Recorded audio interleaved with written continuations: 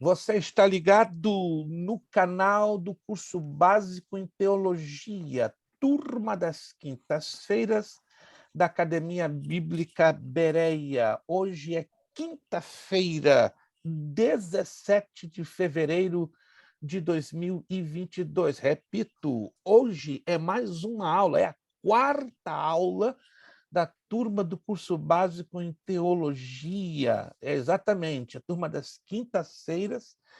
Hoje é quinta-feira, 17 de fevereiro de 2022. Damos boas-vindas, a paz do Senhor, boa noite a todos os que estão sintonizados conosco. Agradecemos aos irmãos, às irmãs que muito se esforçaram em estar aqui conosco. Estamos ali felizes em ver o Alan, né? O Alan está lá mais bonito, só a irmã Isabel sabe. Porque a irmã é Jesus e a irmã Isabel que está preservando, né, a viçosidade desse servo do Senhor. Essa coisa é linda, né? O casal tem esse poder maravilhoso, né? O esposo anima a esposa anima o esposo e todos vamos juntos fazendo a obra do Senhor. Gente, alguns rápidos, bem rápidos anúncios. Vocês viram que nós fizemos uma postagem, né? Hoje nós estamos fazendo uma série de postagens anunciando um curso de escatologia bíblica. Deixa eu usar 5 minutinhos para esclarecer, embora eu já mandei as informações no grupo, mas é importante sempre relembrar alguns aspectos. Esse curso, de forma nenhuma, ele é obrigatório. Ele não é obrigatório a nenhum de vocês. Entretanto, os alunos da Academia Bíblica Bereia que puderem e escolherem por fazer este curso, desse grupo aqui, quem estiver partindo para o médio, fazendo esse curso de escatologia, não precisará fazer a matéria escatologia bíblica. Essa matéria ela vai constar da grade do curso médio, que terá duração de 5 semanas. Só que o detalhe é que nós vamos, neste curso, trabalharmos com 12 semanas. Vamos acrescentar algumas semanas a mais, 7 semanas, na verdade, devido ao tamanho da matéria. É a maior matéria que existe na teologia, ela é enorme.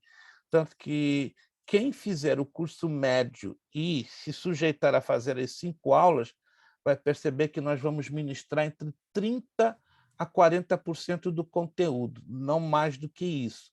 Já nesse curso avulso, que queremos abrir para todos, né, inclusive para os alunos da Academia Bíblica Bereia, ele terá 12 semanas, 12 sextas-feiras de duração, terá um custo mensal, né? $100 no mês de abril, $100 no mês de maio e $100 no mês de junho. Para casal, nós não anunciamos. Se o casal decidir fazer, são $175, ao invés de 100, 100, 200 no total. Então, se o casal decidir fazer juntos, são $175. Já imediatamente tendo a ficha de inscrição feita, antes do início de abril, já estaremos enviando pelo correio o material, que é a apostila do curso, ela é bem substanciosa, um disco CD com mais de 250 gráficos, e aí começamos a estudar de 8 às 10, todas as sextas-feiras. O aluno, para receber o certificado, ele terá que ter 7 presenças, 60% ou mais de presenças, né? 50% não vale. Se são 12 aulas, se ele vier 6 aulas, ele não recebe certificado, tem que vir 7.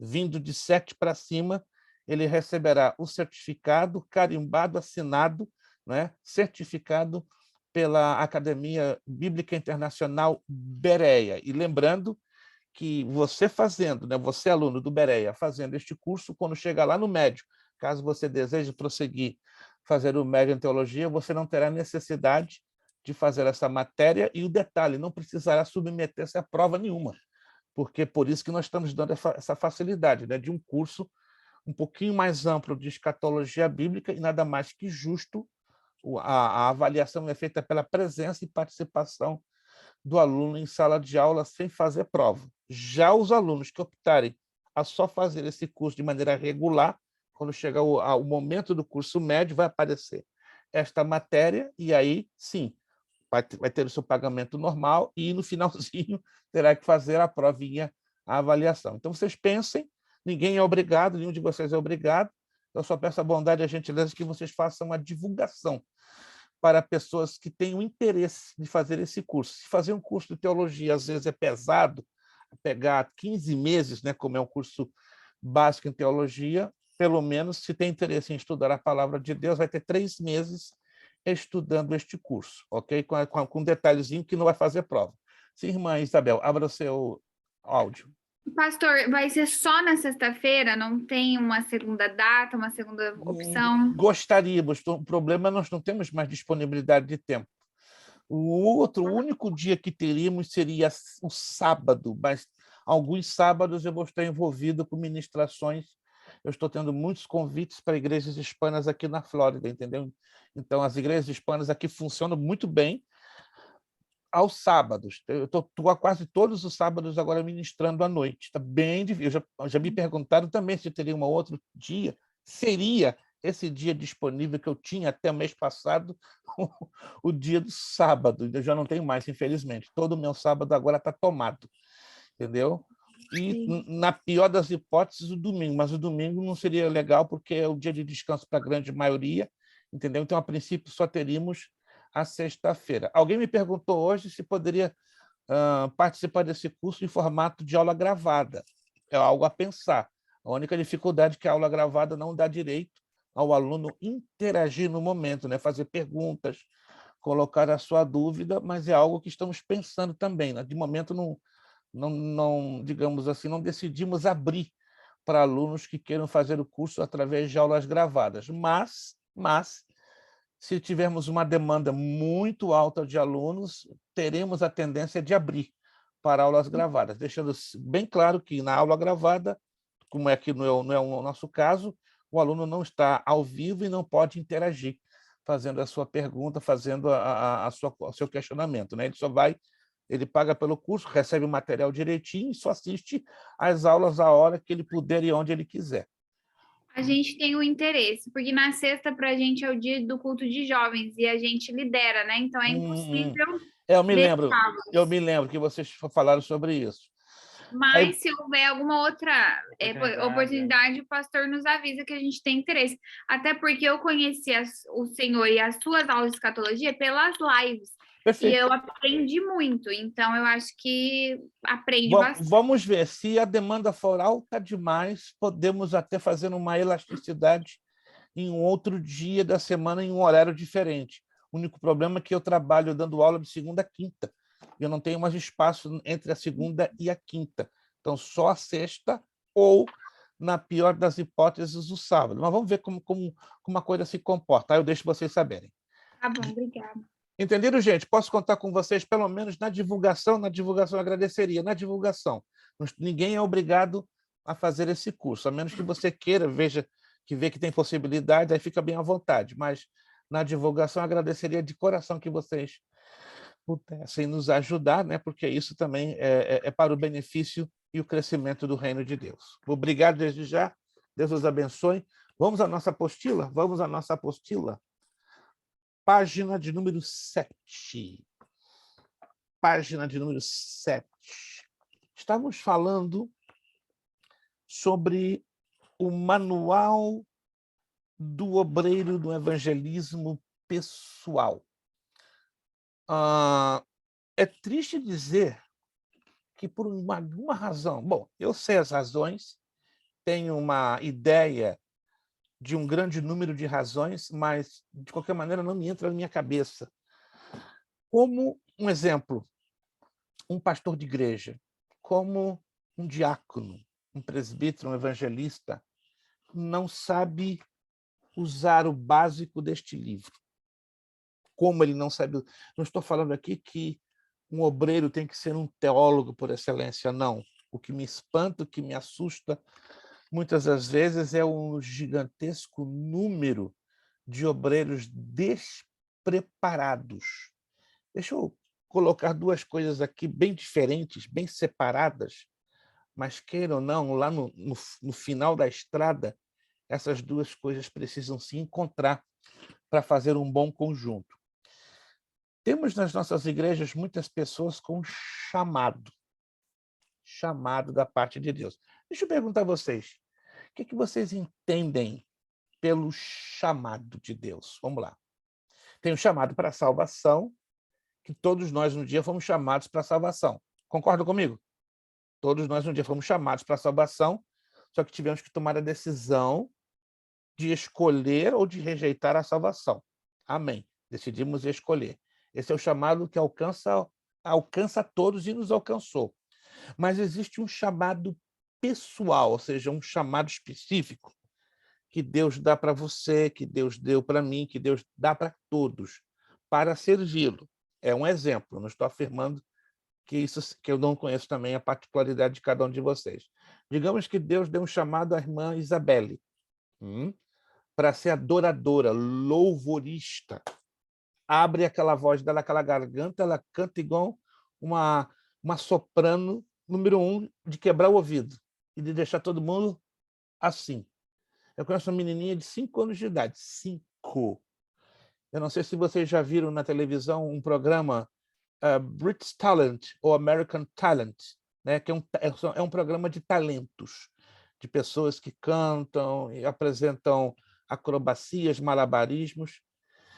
E esses dias, né, porque eu assisto muitos canais ingleses, eu tenho um sistema de canais ingleses na minha caixinha que eu pago uma anuidade via internet, eu tenho acesso a muitos canais europeus. Sou fã de canais europeus porque eu vivi na Europa e tenho saudades, né, dos canais europeus. Eu assisto muito canais ingleses e italianos. Esses dias, um dia bem tranquilo, bem vago, estava tranquilo, estava assistindo o ITV3, é um canal privado do Reino Unido, e estava esse programa British Talent. Aí estava uma menininha de 5 anos de idade, Samantha, muito timidazinha, envergonhada. Samantha, o que você está fazendo aqui? Eu vim apresentar meu talento. E qual é o seu talento? Cantar. Então, todo mundo olhando para ela assim, incrédulo. E o que você canta? Música clássica e ópera. Aí todo mundo começou a rir, como zombando, né? Como é que uma criança de 5 anos vai ter um talento de música clássica, música de ópera?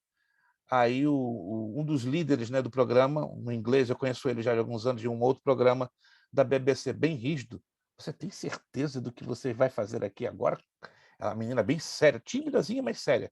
Absoluta certeza. Meu pai e minha mãe estão me treinando já há 2 anos. Olha só que coisa séria. Então, a menina começou a ser treinada desde os 3 anos de idade. Falei, tudo bem, apresente o seu talento. Irmãos, quando aquela menina abriu a boca, eu vou tentar encontrar no YouTube o link para postar para vocês verem.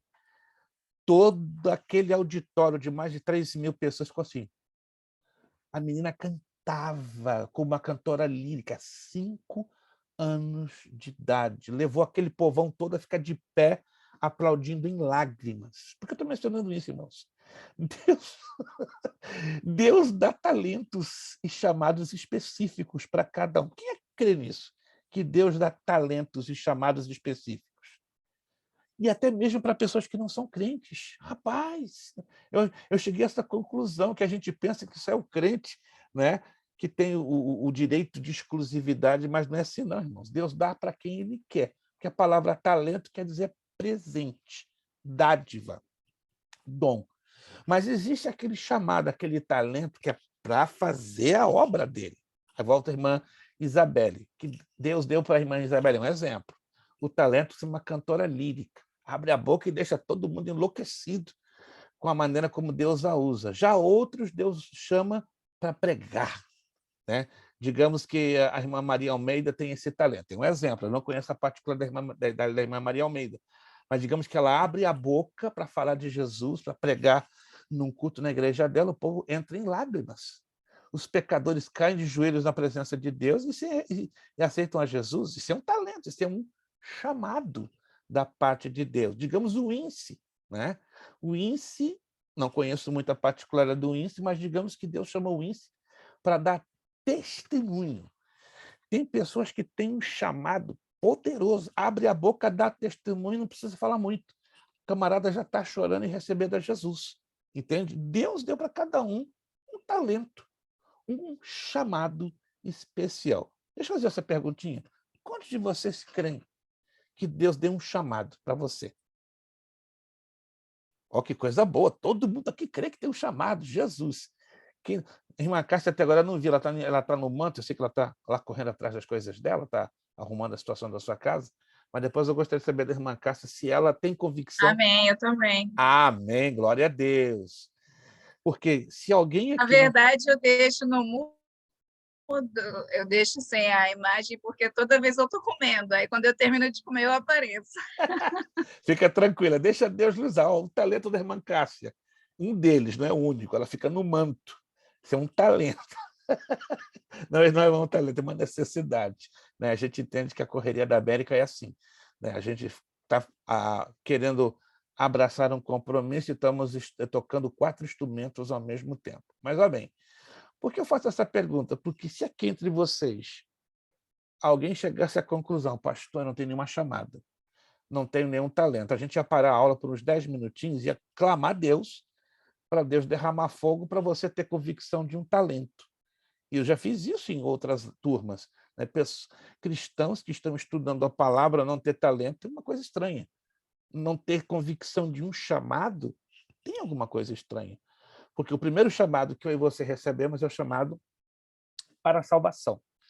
E o segundo chamado que recebemos é para fazer a obra de Deus. É aquele desejo que tem que estar queimando dentro do nosso peito. Agora, deixo bem claro a vocês, a Bíblia não me ensina que para eu fazer a obra de Deus na base do chamado, eu preciso ter um nome, eu preciso ter um cargo, eu preciso ter um título. Existem denominações, igrejas que colocaram na cabeça dos membros, para você fazer a obra de Deus, você tem que ser um pastor, uma pastora, uma missionária, uma diaconisa, um presbítero, um evangelista, um apóstolo, um querubim, um serafim. Não, não, não, não, não, não, não. A Bíblia não ensina isso. A Bíblia ensina que para fazer a obra de Deus, nós temos que ter 2 coisas. Chamado, e aqui a maioria tem, e preparação. Agora, olha o detalhe. Tem muitos que têm chamado. Está queimando o peito, mas não tem a preparação. Já outros, o contrário. Tem a preparação. É quase um teólogo, mas não tem um chamado. A experiência com o Espírito Santo e se tratando, né, da maioria de nós aqui sejamos pentecostais. Quantos aqui são pentecostais? Desculpe, eu não quero ser indelicado. E eu acredito que a maioria. Nós temos 2 alunos de uma outra turma, vocês não vão acreditar, são batistas tradicionais. Pastor, como é que eles estão estudando? Eu não sei. Eu só sei que eu conversei bem a sério com eles. Olha, o negócio é o seguinte, nós somos interdenominacionais, não pregamos placa de igreja, de denominação, e nem deixamos transparente, né, que nós temos alguma inclinação denominacional, mas nossa inclinação é pentecostal. Assim que se você vê na aula alguma manifestação curiosa que você acha estranha, seja sincero, conversa comigo e você fica à vontade. Tivemos 2 ou 3 manifestações nas aulas que esse aluno participou, aí ele me chamou. Pastor, que negócio é aquele? Como assim? O povo começou a chorar, começou um tal de barrabalá, assim. E que é isso, pastor? Aí eu expliquei. Isso é manifestação do Espírito, línguas estranhas. Ele colocou a mão na cabeça, um jovem de 32 anos. Pastor, estou assustado, fica à vontade. Eu expliquei para o irmão. Nós somos de tendência pentecostal. Aí passou uns dias, teve uma outra manifestação de Deus muito linda. E ele abaixou a cabeça assim.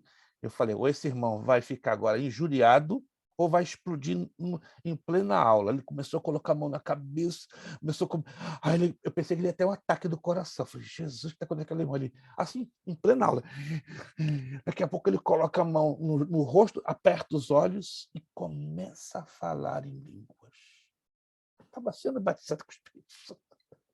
Ao vivo, gente, que experiência linda. Aí eu comecei a chorar igual a criança. Jesus, eu não estava orando por isso. Mas quando eu oro todos os dias pela manhã por cada aluno, eu peço, Senhor, que o Espírito Santo se revele como Ele quiser. Tu és soberano. A escola é tua. Eu sou apenas o pequeno administrador. me preparo para fazer a minha parte, mas faça a tua parte, que a tua parte seja feita, e a minha parte nunca atrapalha a tua parte. Todos os dias eu faço essa oração. Irmão, depois daquela experiência, eu digo, faça o que tu quiseres. A minha parte eu vou continuar fazendo. Mas se de repente aqui, ó, não estou dizendo que isso vai acontecer, mas se hoje aqui, de repente, Jesus parar a aula, começar a derramar aqui o seu azeite e decidir batizar com o Espírito Santo e começar a dar dons, você vai me perguntar, eu vou parar isso? Eu não posso. Eu tenho que ser muito louco para eu dizer, gente, vamos parar, porque isso aqui não é um culto.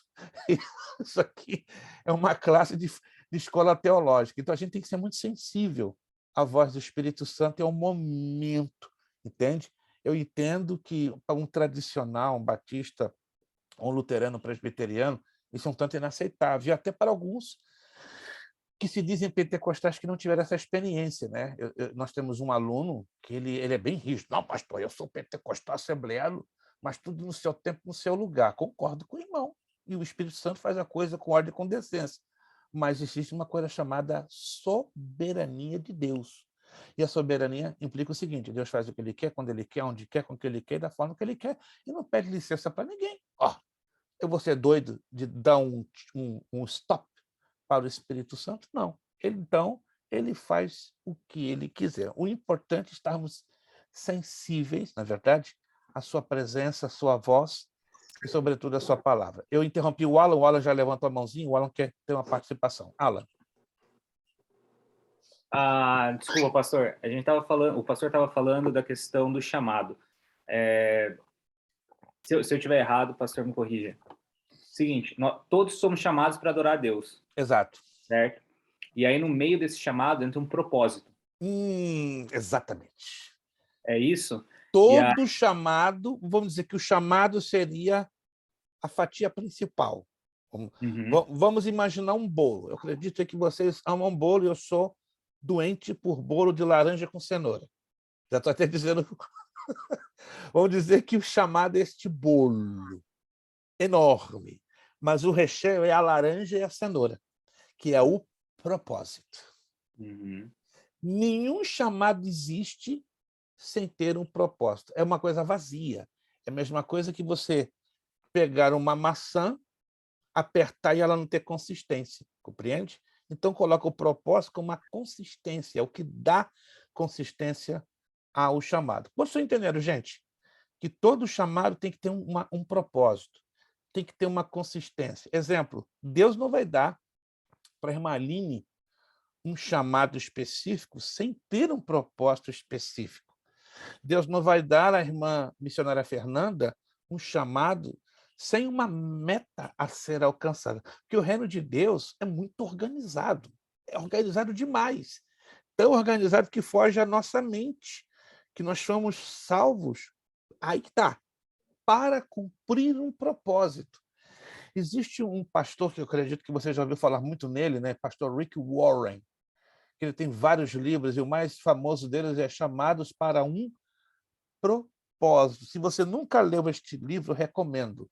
Rick Warren, Chamados para um Propósito. Aí você vai entender que Deus, quando chamou a mim para a salvação, para adorá-lo, para falar das boas novas, ele também nos chamou para termos uma vida com propósito. A coisa mais vazia... Talha! Por isso que eu gosto do irmão Fábio. O irmão Fábio vai ter que ser o secretário da turma da quinta-feira, não tem jeito não. Irmão Fábio, tem que conversar com o seu pastor. Não li ainda, mas vou ler. Olha só. Não, mas eu tenho que conversar com o pastor Hugo, sim, pastor. Não li ainda, mas vou ler. Olha a pastora Vera, ela também está se candidatando a ser secretária, ela está preparada. Olha, essa mulher de Deus aí, vocês não conhecem ela, não. Ela está preparadinha da unha e os dentes. Fale.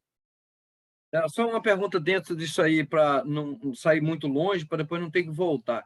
O senhor falou sobre batismo no Espírito Santo. E dentro do pentecostalismo, muitas pessoas têm uma forma de colocar somente línguas estranhas. É isso mesmo? Ou os dons do Espírito Santo, como o dom de cura, ou ser batizado com o Espírito Santo. O que é o batismo do Espírito Santo dentro disso aí? Vocês me permitem abrir um espacinho de 10 minutos para responder o irmão Fábio? O que eu quero fazer, com a permissão de vocês, porque a intenção é alcançar o propósito que estamos aqui trocando ideias, porque está dentro da matéria, está dentro do conteúdo, a gente não está de forma nenhuma fugindo, entendeu? Então, quem dirige essa aula, além do Espírito Santo, sou eu, mas por que não os alunos? Claro, os alunos têm uma participação muito fundamental, porque se não são os alunos, essa classe não existiria. Então, respondendo, irmão Fábio, vamos então por etapas. Número 1, o que é o batismo no Espírito Santo? Alguém já fez essa pergunta para si próprio? O que é o batismo no Espírito Santo? Você pode encontrar na Bíblia batismo no, estão me acompanhando? No, que é em o, dá o total de no, ou batismo com o Espírito Santo. As duas formas bíblicas são corretas, no e com. Com implica o quê? Envolvimento, abraço. No envolve mergulho, submersão. A palavra batismo no grego é baptismos, imersão. Então é como fosse uma redundância.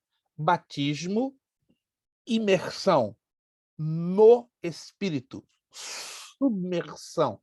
Ou seja, é se apropriar da profundidade da vida de Deus. Curiosamente, após o batismo com ou no, entenda-me bem, isso não é uma regra, porque na Bíblia não mostra em literais palavras que isto é uma regra. Preste atenção. A Bíblia possui doutrinas explícitas, ou seja, ensinamentos que são ensinados em base de padrões e regras específicas. Por outro lado, também a Bíblia nos apresenta ensinamentos que não possuem nas entrelinhas escrito, ok? As suas regras ou seus padrões específicos, mas nos mostram os resultados e os seus comportamentos. Aí nós deduzimos que, através de resultados e comportamentos, aquilo ali faz parte do conjunto que Deus estabeleceu para o bom funcionamento no mundo espiritual. Resumindo, não existe na Bíblia nenhum texto claro que indique o mecanismo do que acontece, ou que deveria acontecer de forma automática após o batismo com ou no Espírito Santo. Mas um sintoma quase que automático, se não acontece ali ou em questão de dias ou semanas, são as manifestações dos dons espirituais. Alguém já observou isso? Que geralmente quando uma pessoa, ela em seguida é batizada com o Espírito Santo, tem a manifestação dos dons espirituais. Mas aí nós temos uma outra questãozinha que é debatida pesado entre várias denominações, Assembleia de Deus, Maranata, Comunidade Cristã, várias igrejas pentecostais batem cabeça debatendo o seguinte ponto: o falar em línguas. Eu não quero ser polêmico, eu quero deixar, inclusive, isso aqui no ar para nós fazermos uma avaliação. É a única evidência que constata que a pessoa foi ou não batizada com o Espírito Santo? Resposta: não. Como é que é? Mas eu aprendi que aquela denominação X tem ensinado ao longo de mais de 80 anos que a evidência inicial do batismo com o Espírito Santo é unicamente o falar em línguas. Não é unicamente. Porque não existe nenhum texto bíblico que coloque isso como um padrão. Existem textos que, se você pegá-los isoladamente, cria-se a ideia que o falar em línguas é a única evidência, e a chamada evidência inicial, mas ela não é a única evidência. Interessante, mas algumas denominações pentecostais enxergam desta maneira, mas não está isso no texto. Sabe por quê? Elas se apegam àqueles dois textos, lá de Atos, capítulo 2, do verso 1 ao 4, ok? A manifestação das línguas estranhas. Que todos, se vocês lerem o texto, deixa eu deixar bem claro isso aqui. Se você pega lá em Atos 2, 1, 4, você vai encontrar uma lista de nações. Dá um total de 27 nações. Só estou adiantando para você entender. Depois você lê com calma. Dá uma listinha de 27 nações diferentes.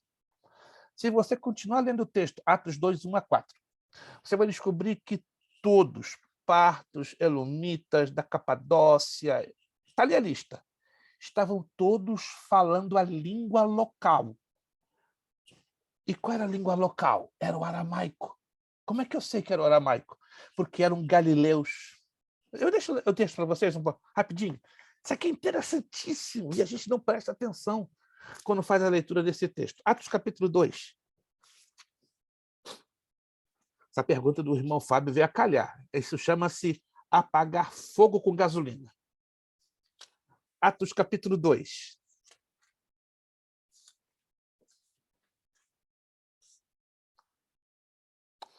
Versículo 1. Todos acompanhando o texto. Isso aqui é super interessante. Não sei se você já percebeu isso.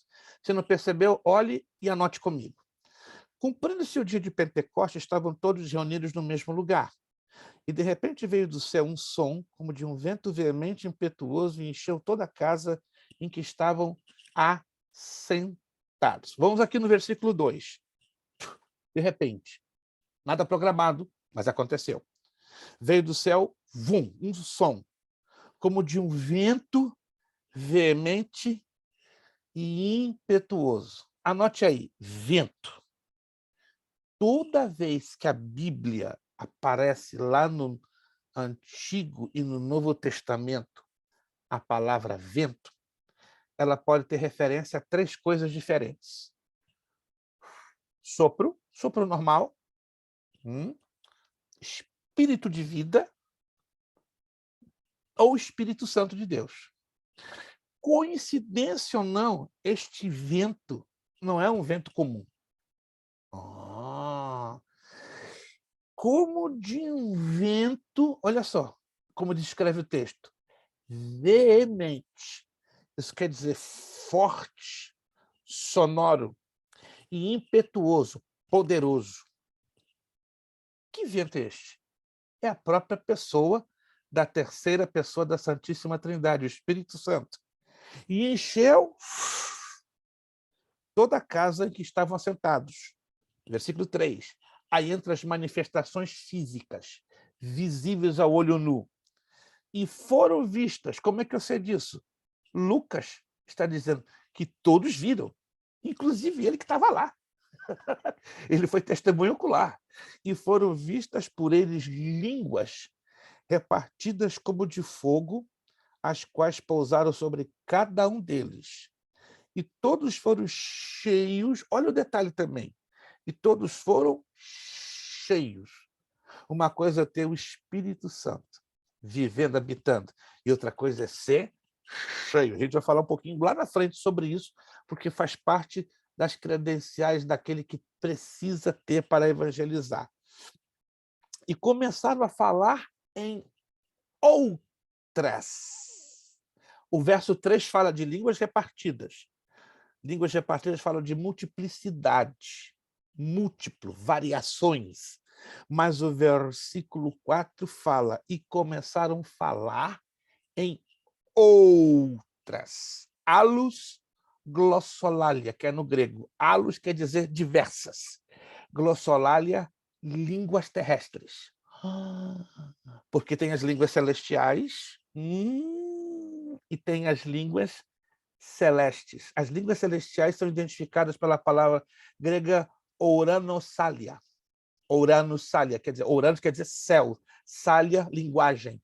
Então, linguagem celestial. Mas aqui não aparece a palavra grega no original, no koiné, a ouranossalia, é a glossolalia. Glosso, terrestre, lalia, línguas. Línguas terrestres.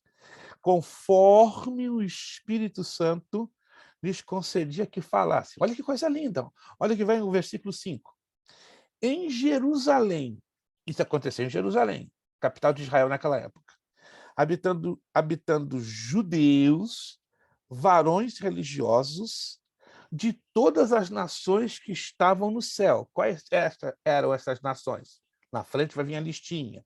Versículo 6, e correndo aquela voz, ajuntou-se uma multidão, e estava confusa, porque cada um, escute essa e anote aqui, ó, passa um highlight, porque cada um os ouvia falar na sua própria língua, eram estrangeiros, todos falando um só idioma, o contrário da Torre de Babel. A Torre de Babel, todo mundo falava um só idioma, e o pecado daqueles construtores em querer criar uma torre que tocasse os céus, ajuntando todas as nações para desobedecer a ordem. Qual foi a ordem de Deus? Crescer, multiplicar, espalhar e encher toda a terra. Mas na Torre de Babel foi o contrário, foi uma desobediência, digamos assim, deliberada contra Deus. Eles decidiram ficar juntinhos e criaram uma torre que tocasse os céus para mostrar sua arrogância como seres humanos. Aí desce Deus do céu e confunde as línguas e separa todos. Já no dia de Pentecostes foi o contrário. No dia de Pentecostes eram várias nações, 27 nações. E quando desce o Espírito Santo, aquelas 27 nações passam a falar uma só língua. E esta língua era o aramaico. Como é que eu sei disso? Continuamos lendo o texto. E todos pasmavam e se maravilhavam, dizendo uns aos outros, pois que não são galileus. Anote isso aí. Pois que não são galileus. Todos esses homens que estão falando, pesquisa lá. Qual era o idioma praticado na Galileia, parte norte de Israel? O aramaico. O hebraico era falado na província de Samaria e Judeia, mas na Galileia, parte norte de Israel, isso estudamos em geografia bíblica. Quem se lembra do Mar da Galileia? Quem se lembra da região da Galileia? Parte norte.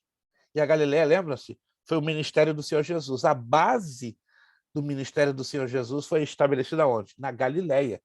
Ele pregou em Judeia, ele pregou em Samaria, mas a base do ministério de Jesus foi entre os galileus. E lá se falava fluente e constantemente o aramaico. O hebraico também era falado, mas mais o aramaico. E sendo galileus, muito raro um galileu falar hebraico. Tinha que ser um galileu bem letrado, um galileu estudado, e 95% dos galileus não tinham acesso a estudo ou a condições de terem um bom estudo, porque eram de linhagem de pescadores, pessoas muito humildes. Então aqui já descobrimos, tá? Historicamente falando, o idioma que os galileus falavam era o aramaico. Aí vem a listinha das nações. Partos e medos, elamitas, e os que habitam na Mesopotâmia, Judéia, Capadócia, Ponto e Ásia, Frígia, Panfilha, Egito e partes da Líbia, a Cirene, e forasteiros romanos, tanto judeus como prosélitos, e cretenses e árabes. Todos os temos ouvido em nossas próprias línguas. Embora esteja no plural, na verdade era um só idioma, o aramaico. Falar das grandezas de Deus. E todos se maravilhavam e estavam suspensos, dizendo uns aos outros: o que isto quer dizer? Claro, os carnais, os não espirituais, julgaram. E os outros, zombando, diziam: estão cheios de mosto, ou seja, estão embriagados, estão bêbados. Tomaram o vinho fresco da manhã, então tudo loucos, né? Embriagados, bêbados. Então, esta foi a manifestação inicial do batismo com o Espírito Santo naquela ocasião, mas que não necessariamente obedece a ser um padrão. Aí esse é o problema. Se a gente pega esse texto e ensina isoladamente como fosse o padrão, não confere. Outro texto que é isolado também de maneira isolada está lá em Atos capítulo 10, a partir do verso 40, quando o Espírito Santo cai na casa de Cornélio e começa todo mundo a falar em línguas. Então não existe, biblicamente, um critério que diga o batismo com o Espírito Santo é marcado unicamente pela evidência inicial de falar em línguas. Não. Biblicamente, para você saber como uma pessoa é batizada com o Espírito Santo, é quando começa a haver o quê? As manifestações dos dons espirituais. Anote aí. Quando começa a haver as manifestações dos dons espirituais, não sei se você já conheceu alguém, que falou em línguas uma única vez e nunca mais falou. Vocês conhecem alguém assim? Falou em línguas uma vez, não estou querendo ser polêmico, mas é interessante isso. Falou uma vez em línguas e nunca mais voltou a falar. Alguém já teve essa experiência de conhecer alguém assim? Ih, rapaz, estou sozinho. Obrigado, irmã Maria das Neves, não me deixou sozinho. Obrigado, irmã Selma. Já estava ficando preocupado. Eu não posso ficar sozinho nessa história, não. Para vocês entenderem como é que Deus faz, ele é soberano. O camarada fala uma vez só línguas e nunca volta a falar. Aí alguns pastores questionam: epa, esse camarada foi batizado ou foi desbatizado? Não existe essa de desbatizar. O que existe Pastor, é que não é uma evidência única. Ela é, mas não é única. Uma Selma. e por que, professor, a pessoa que recebe o batismo, igual eu conheço uma pessoa, inclusive é bem próxima a mim, que recebeu o batismo, falou em línguas, chegou até cair na presença do Senhor e nunca mais. Por Batismo com o que Espírito acontece Santo, isso? batismo com o Espírito Santo é uma dádiva. Por que Deus dá o batismo com o Espírito Santo? A gente já vai fechar aqui agora o pacote, né, para a gente entrar no conteúdo da apostila mais a fundo.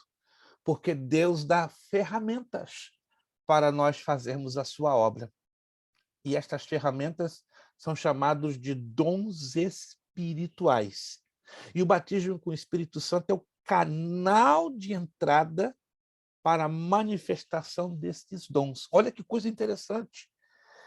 Mas algumas pessoas, por não estarem sendo guiadas, orientadas, instruídas, discipuladas, como se trata de um presente, elas perdem o presente no meio do caminho.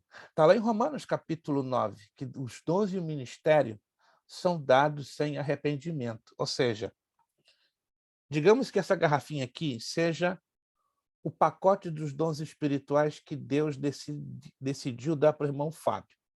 Irmão Fábio, pega lá o seu pacote. Faz assim, ó. Olha lá, pega o seu pacote. Está ali. O irmão Fábio pegou.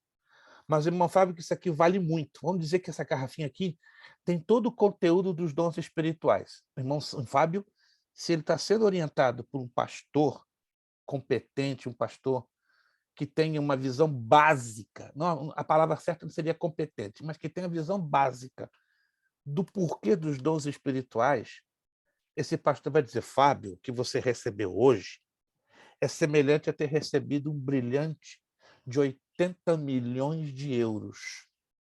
Cuidado para não perder esse brilhante. Cuidado. Sabe por quê? Eu conheço um pastor na França que no dia da colação de grau dele na faculdade de Saint-Germain, no interior de Paris, ele ganhou o anel de colação dele, que na época valia 82 milhões de euros.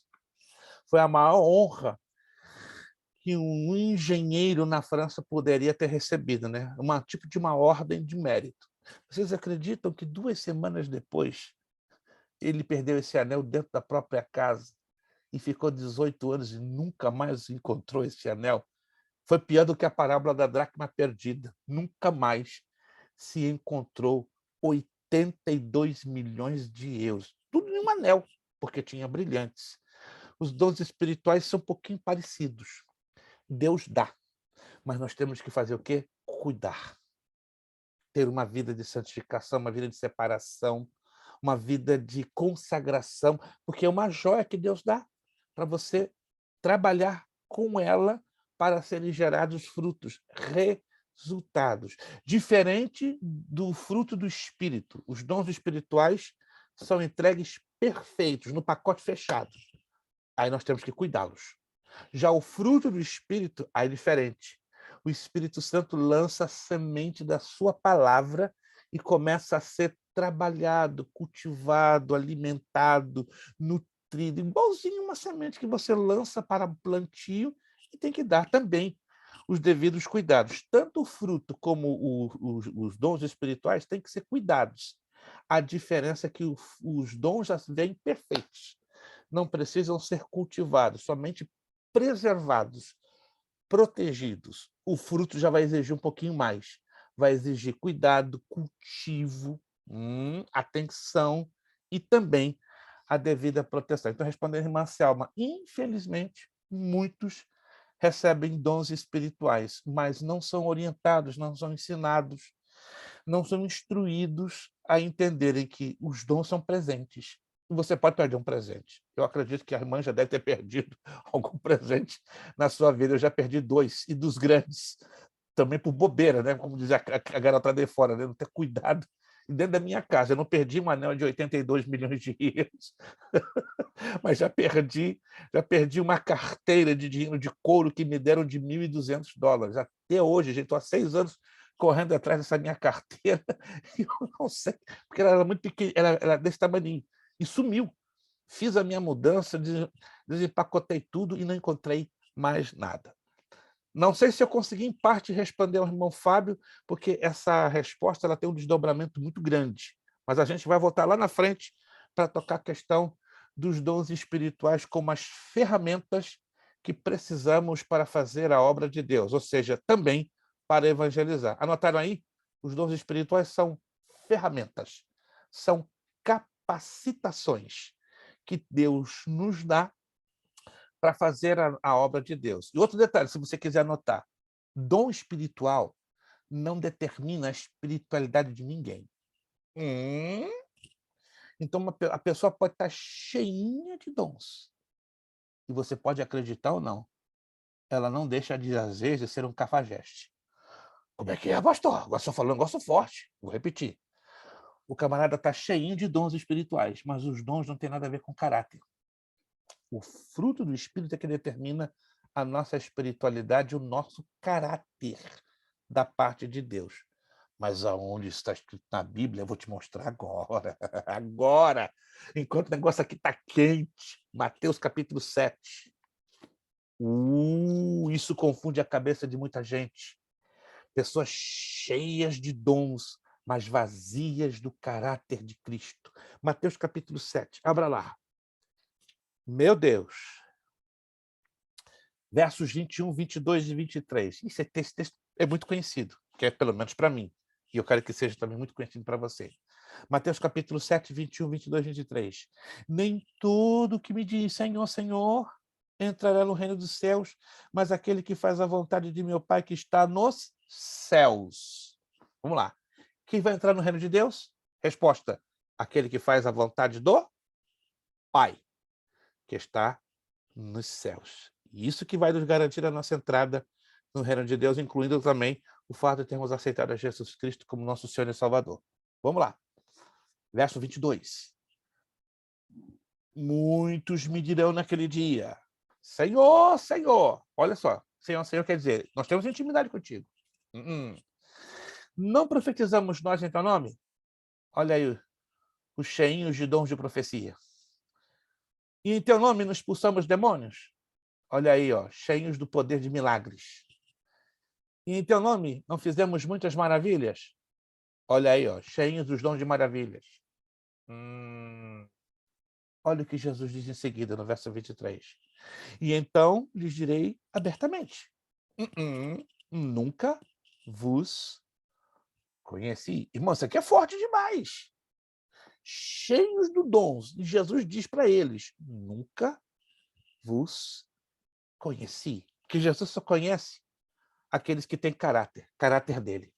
Maturidade, fruto do Espírito. Porque, irmãos, a Deus ninguém engana. O camarada está lá no púlpito com uma vida de um adúltero, sem vergonha, salafrário, roubando e mentindo. Mas Deus está usando. E por que Deus está usando? Por 2 razões. Dons e ministérios são dados sem arrependimento. Está lá na Epístola aos Romanos. O quê? Então o cara pode pintar e bordar, fazer acontecer, e Deus ainda usa? Acredite se quiser. E segundo, para que o nome dele não seja profanado, como diz lá no livro do profeta Ezequiel, capítulo 36. Mas tem o dia do acerto de contas. Esse dia vai pegar para muita gente que pensa que está abafando. Eu sou usado por Deus, eu sou profeta de Deus. Eu abaixo a cabecinha e digo, Senhor, eu não sou ninguém, eu não sou nada. me ajuda, tem de mim misericórdia. A quem muito é dado, muito é cobrado. De nada vale bater a mão no peito e dizer, Deus me usa, eu estou cheio de dons. Mais importante do que estar cheio de dons é estar cheio do caráter de Jesus Cristo. Porque o dom não vai atrair ninguém, vai chamar atenção, mas não vai salvar ninguém. O que salva é o caráter de Cristo na minha vida, através de um testemunho vivo que vai impactar a outros. Vocês entendem agora? Porque tem muita gente que se escandaliza na igreja, olha o mau testemunho de um obreiro e nunca mais volta à igreja, embora ele é usado até. Alguém está conseguindo me entender? Alguém está conseguindo me entender? Isso é sério, gente. Por isso que muitos estão perdendo, aliás, estão levando a credibilidade do evangelho aí por água abaixo. Por que hoje muitos não creem mais no evangelho? Por causa do mau testemunho de alguns obreiros. Deixa eu avançar um pouquinho mais para a gente não ficar muito parado nessa parte da apostila que é importante. A expressão... para empregar a palavra de Deus é preciso o obreiro saber empregá-la devidamente. 2 de Timóteo 2,15. Alguém pode me ler lá? 2 de Timóteo 2,15? Esse texto aqui é maravilhoso, gente. Pelo amor de Cristo. Se você não se lembrar desse texto, eu acho que eu vou convidar alguns de vocês a estarem 2 semanas comigo no Kindergarten da Academia Bíblica Bereia. Só 2 semanas, por favor, não vou maltratar vocês, não. 2 de Timóteo 2,15. Quem encontrar esse texto e puder abrir o seu áudio e lê-lo para nós, eu agradeceria. Vamos lá. Procura apresentar-te a Deus aprovado, como obreiro que não tem de que se envergonhar, que maneja bem a palavra da verdade. Irmã Fernanda, esse versículo soa igual a música nos nossos ouvidos. Pode repetir de novo um pouquinho mais devagar, nós vamos fazer algumas considerações, por gentileza, irmã Fernanda. Procura apresentar-te a Deus aprovado. Aí, um momentinho. Vocês ouviram bem? Procura apresentar-te a Deus. Como é que é? De qualquer maneira? Como é que é? Eu não entendi. Como é que é? Aprovado. Anote aí. Aprovado. O que isso quer dizer? É uma condição. É uma postura. Se a Bíblia, através de Paulo a Timóteo, deixa claro, não é de qualquer maneira, não. É aprovado. Entendeu, Timóteo? Isso quer dizer o seguinte, que vão ter aqueles obreiros que não vão ser de jeito nenhum aprovados. Vão ser reprovados. É como uma escola, como nós. Todos aqui estamos fazendo isso aqui para sairmos aprovados. Mas se você não estuda, não toma tempo para estudar, não faz a sua parte, Deus vai fazer a sua parte? Eu vou fazer a sua parte? Não. A tendência é sair reprovado. Na vida espiritual é a mesma coisa. Jesus nos salvou, glória a Deus, perdoa os nossos pecados, aleluia, enviou o Espírito Santo, amém, que maravilha. O sangue de Jesus foi derramado para nos purificar de todas as nossas iniquidades, vitória. Mas a preservação da salvação está nas mãos de quem? De Deus, primeiramente, e na nossa parte, temos que fazer a nossa parte, é o trabalho combinado entre Deus e nós. Então, escute, tem muita gente aí pregando, salvo uma vez, deixa eu me aproximar aqui, para ninguém ouvir, só vocês, segredinho entre a gente. Tem muita gente aí pregando, salvo uma vez, salvo para sempre. Quem já ouviu isso? Salvo uma vez, salvo para sempre. Isso quer dizer, eu posso roubar, mentir, adulterar. Escuta, eu posso pintar o 7, o 14, o 21, o 28, o 35, o 42, o 49 e o 56 e ainda vou para o céu. Qual céu? O céu da boca? O céu lá de cima, não. O céu de cima lá é muito santo. É puro. É imaculado. Cuidado, irmãos, com os que estão pregando que a salvação não se perde. Quantos creem que salvação pode ser perdida? Alguém crê aqui que salvação pode ser perdida? Você sabe por que eu creio que a salvação pode ser perdida?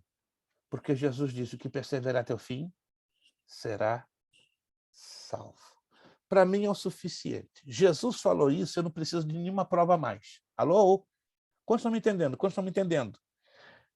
Se Jesus falou isto, para mim é o suficiente. Eu não preciso de nenhuma outra prova, porque eu creio naquilo que Jesus falou e naquilo que Jesus deixou registrado, que perseverar até o fim será salvo. Isso quer dizer que a vida cristã é isso aqui, ó. Ó, e vocês sabem disso. É uma batalha em cima de outra batalha. Tem dias que parece que eu e você, a gente não vai aguentar o tranco até o final, não é verdade? Tem dias que a gente pensa que vai rachar o meio, mas chegamos à conclusão que é a graça de Deus que sustenta na nossa mão e nos mantém de pé. Então, guarde isso. O obreiro tem que apresentar-se a Deus, não é de qualquer maneira, não. É aprovado, porque ele pode cair lá na frente como reprovado. Irmã Fernanda, continue lendo, por favor. Como obreiro que não tem de que se envergonhar. Como obreiro, alô, que não tem de se envergonhar. Aqui, muito sério. Irmão Fábio, ele leva em si um nome. Me permita um exemplo. Fábio Lacerda. Esse nome está escrito no céu e na terra.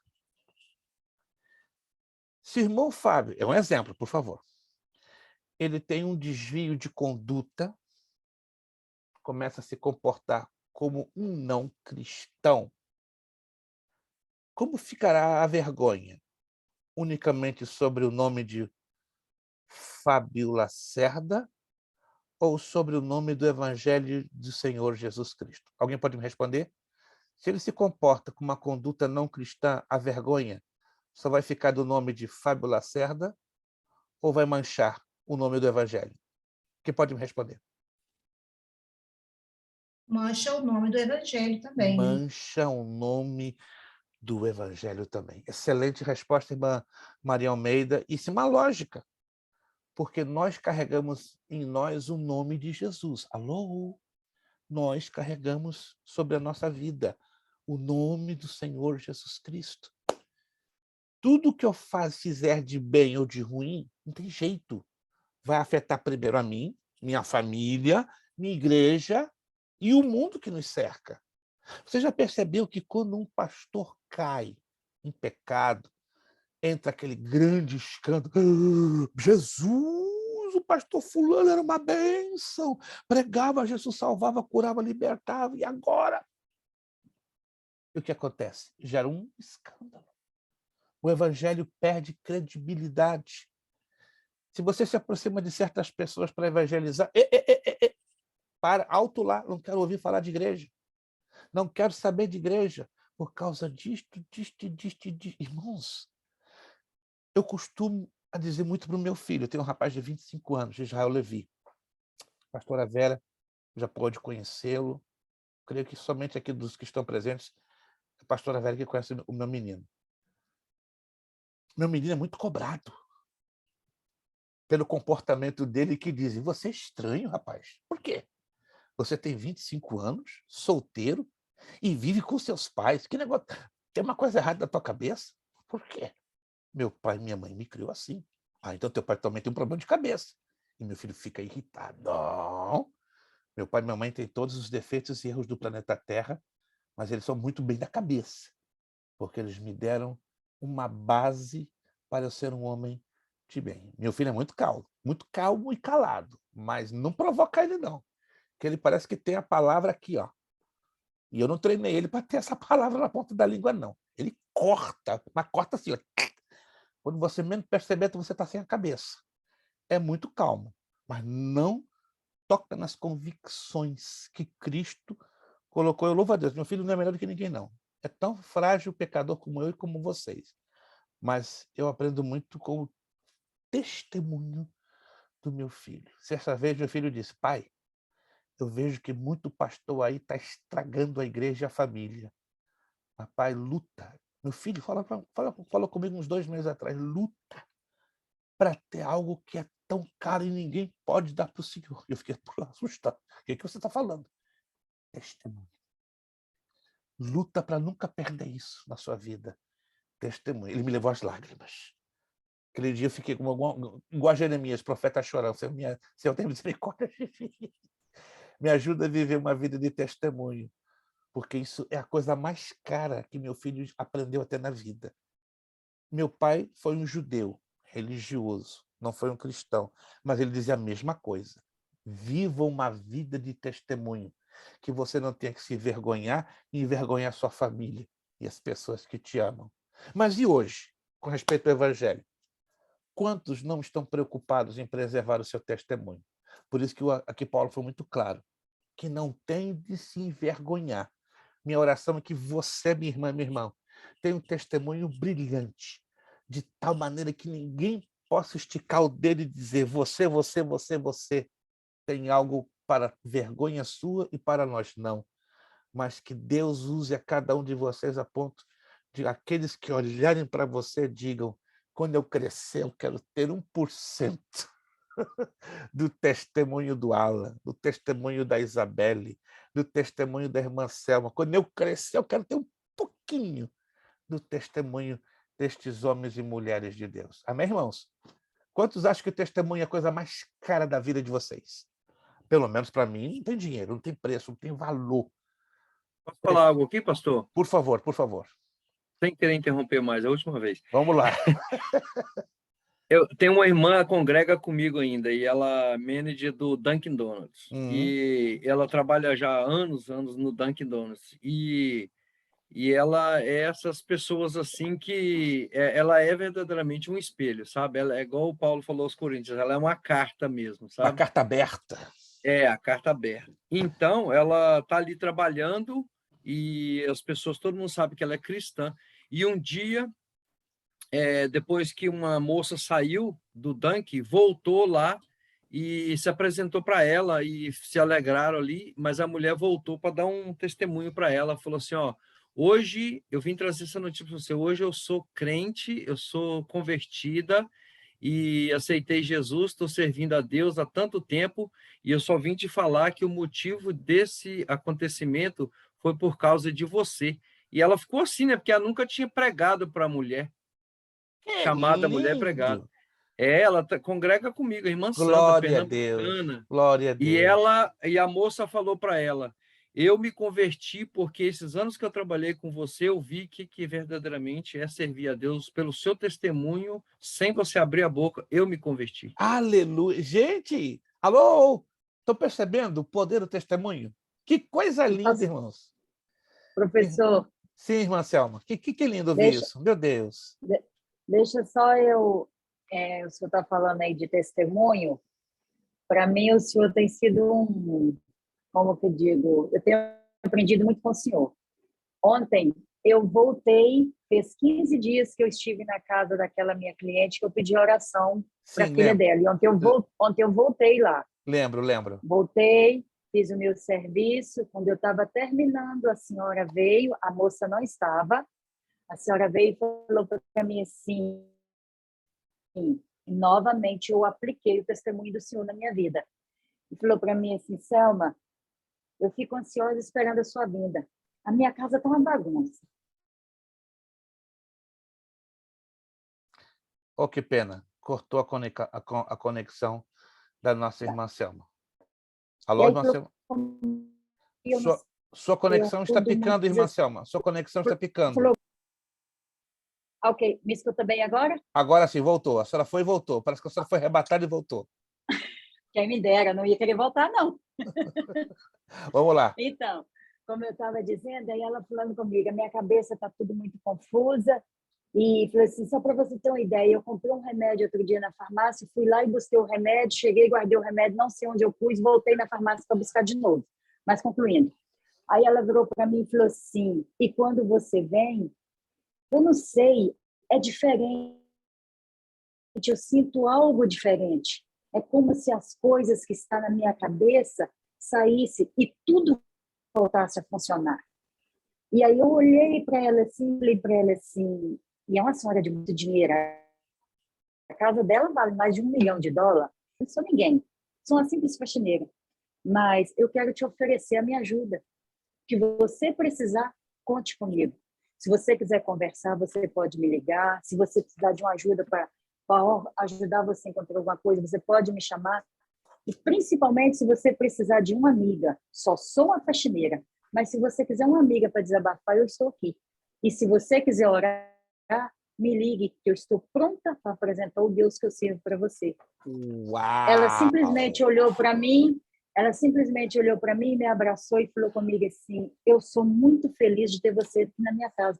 Quisera eu te manter aqui o dia todos e todos os dias para mim sentir sempre o que eu sinto quando você entra na minha casa. Glória a Deus. Então isso para mim não tem Gente, preço.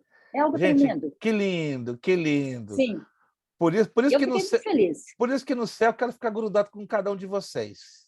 Já que na Terra é tão complicado por causa da distância geográfica, no céu, quando eu chegar lá, eu acho que no céu vai ter lá o quartinho da Academia Bíblica Beré. Jesus me perdoe dizer isso, não, mas eu vou chegar lá, vou pegar todo esse povo lá, ó. Vamos ficar aqui juntos, vamos fazer uma festa. E aí Jesus, não, a festa é com todos, mas o bom é que todos vamos estar, né, tendo essa oportunidade de estarmos juntos, confraternizando e vivendo o que a irmã Selma falou. O nosso testemunho de vida tem mais poder que palavras. Irmã Fernanda, pacientemente está ali esperando. Pode concluir, então, o restante do texto. Que maneja bem a palavra da verdade. Que maneja bem a palavra da verdade. Esse é o grande problema nos dias de hoje. Quantos estão manejando bem a palavra da verdade? Eu não sei se eu falei alguma coisa da espada romana. Eu falei alguma coisa da espada romana? Já falei? A espada romana é a única espada que corta dos dois lados. Ela tem duas lâminas. E ela é muito pesada para ser sustentada com uma só mão. Então, o soldado romano sempre sustentava com as duas mãos. Ela pesava de 2,5 kg até 4. E ela tinha uma particularidade, por ser uma espada pesada e tendo a necessidade de ter duas mãos, e ela cortava dos dois lados, então o soldado romano ele era exposto a um treinamento rigoroso que levava até 1 ano para ele saber equilibrar o peso das mãos com a própria espada e saber cortar dos dois lados, porque a espada romana, por cortar dos dois lados, ela tinha uma habilidade fantástica de alcançar o maior número possível de opositores ou de oponentes. O problema que Paulo aqui nos coloca é que poucos sabem manejar a espada do espírito, à semelhança da espada romana. Para muitos, pegar na palavra de Deus é um grande peso, mas esse peso ele pode ser aliviado quando atendemos o chamado de Deus, quando nos separamos para nos dedicar ao estudo da palavra de Deus, quando vivemos uma vida na dependência de Deus e crescendo, como diz na Escritura, na graça e no conhecimento. Muita graça leva a fanatismo, muito conhecimento leva ao legalismo. Então temos que crescer, de forma equilibrada. Graça, unção, poder, conhecimento, palavra, profundidade no estudo das Escrituras. Por isso que muitos não conseguem cumprir o papel de evangelizadores. É fato reconhecido que é muito mais fácil falar a palavra de Deus a uma multidão do que uma só pessoa. Quem fala um auditório não é interrompido para perguntas a partes. Deixa eu ver aqui, a partes. Né? Há pecadores que aceitam a mensagem da salvação sem objeções e argumentações, é verdade, mas há outros que apresentam escusas tais que, se o crente não conhecer devidamente as Escrituras, ficará em situação vexatória de vergonha. É verdade que o Espírito Santo que inspira na hora de ganhar almas, mas no tocante às Escrituras, ele só pode lembrar daquilo que conhecemos antes. Nós temos um aluno, ele é muito engraçado, não vou dizer o nome dele, mas ele é uma comédia na aula. Ele trabalha na área da construção, no dia da prova ele entra em parafuso. Pastor, eu não consigo fazer a prova, mas eu tenho certeza que Deus me vai dar unção para eu fazer a prova. Eu falei, irmão, irmão, conseguiu estudar? Pastor, eu trabalhei hoje 18 horas. Semana passada eu fiz 97 horas. E eu tive tempo de estudar, não. Mas o Espírito Santo me fará lembrar, porque está escrito na palavra dele, que ele me vai fazer lembrar de tudo. Irmão, tem uma coisa errada aí. Ele só vai fazer o irmão se lembrar daquilo que o irmão leu ou estudou. Não. A Bíblia não diz isso. Lê a Bíblia direito, irmão. Ele só vai fazer o irmão se lembrar daquilo que leu ou estudou. Pobrezinho, tomou bomba na prova, dei uma segunda chance a ele, que nós não temos o objetivo de reprovar ninguém, ganhou uma segunda bomba. Eu falei, tá difícil esse negócio. Eu falei, irmão, vamos fazer o seguinte, vamos fazer um trabalho e vamos terminar com isso, porque 2 bombas, uma atrás da outra, não está funcionando. Graças a Deus, ele passou assim com a corda no pescoço. O Espírito Santo me fez lembrar. Não, o Espírito Santo não lhe fez lembrar. Eu que lhe pressionei, coloquei o irmão contra a parede para estudar um pouquinho, para o irmão passar. Depois ele admitiu. Foi reprovado em 2 provas, com uma distância de 1 mês, e só conseguiu passar com 60 roçando no pescoço por causa de um trabalho que eu dei.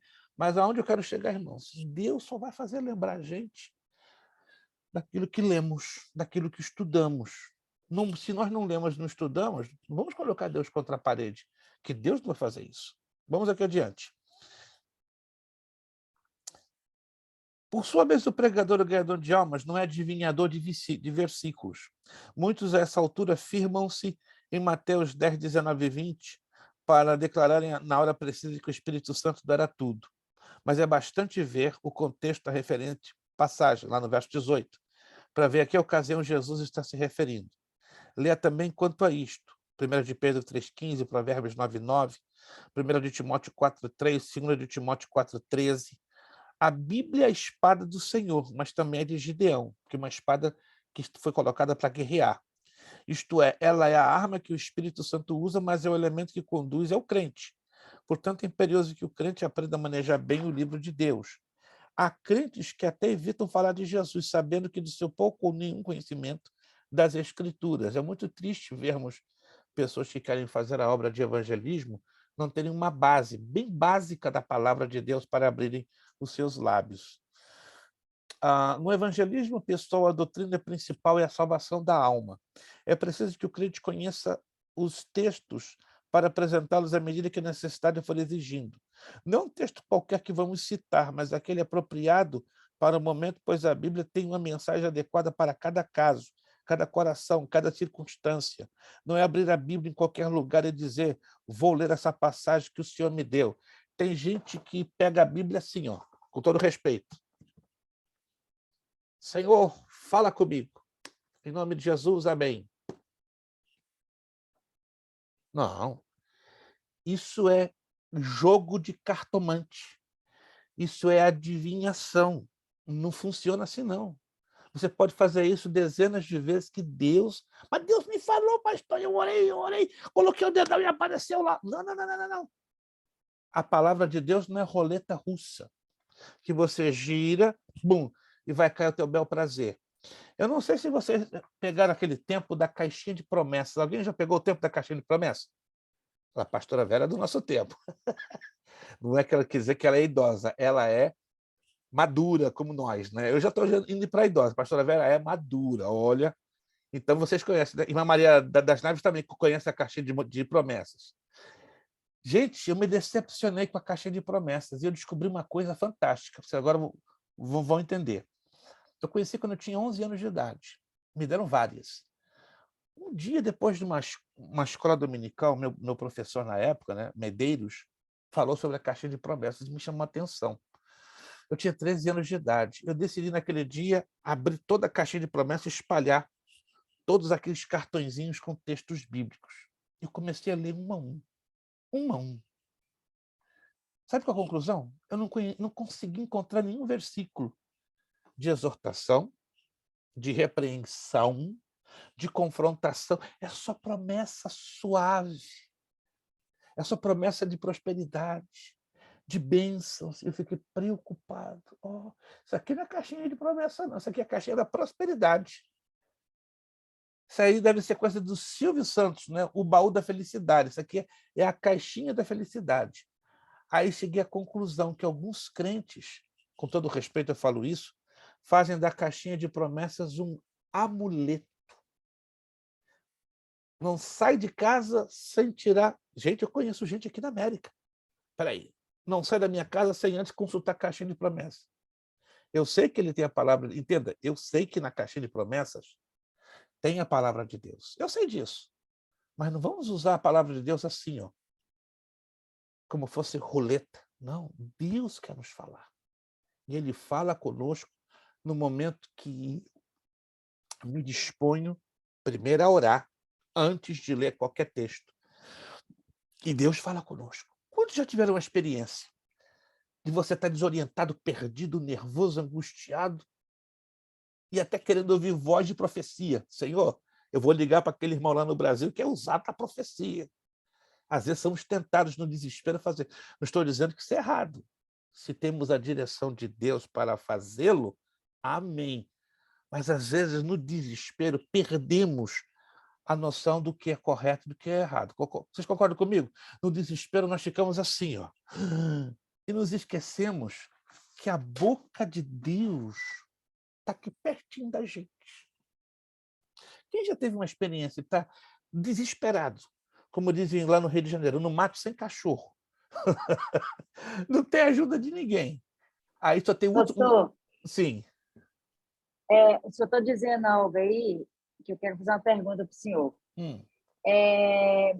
Aliás, não é uma pergunta. Eu tenho que terminar em 10 minutos, só para os irmãos terem uma ideia. Em 10 vou minutos eu tenho ser que bem terminar. rápida. Quando eu tinha 13 anos de idade, eu dava crise de bronquite, muito forte. Minha mãe estava fazendo tratamento fora e deixou eu com 13 anos e um irmão meu com uma irmã mais velha de 15 anos. Eu com bronquite e meu irmão com pneumonia. Nós não éramos crentes, não conhecia Jesus, não sabia nada de Jesus. Mas na nossa casa tinha uma Bíblia, um Novo Testamento, pequenininho. E essa minha irmã pegou esse Novo Testamento, abriu ele e pegou um copo de água e falou assim: se esse Jesus que está aqui nessa Bíblia é de verdade e existe, sobre esta palavra que eu estou lendo aqui, ele vai curar vocês.